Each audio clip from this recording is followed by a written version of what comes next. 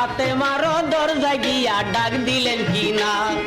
মা ফাতেমাই এক ডাক দুই ডাক তিন ডাক শুনিল চার ডাকের ওই সময় মায়ে জবাব যে দিল কি জন্যেতে গয়া বা ডাকতাছে না মায় নবী বলে এক গাইয়া দেখো গো মায় এই কথা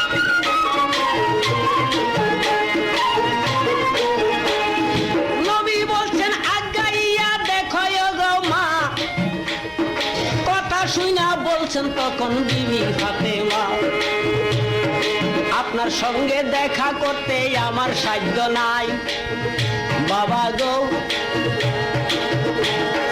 মাটির একটা গর্ত কইরা আসি যে লুকাই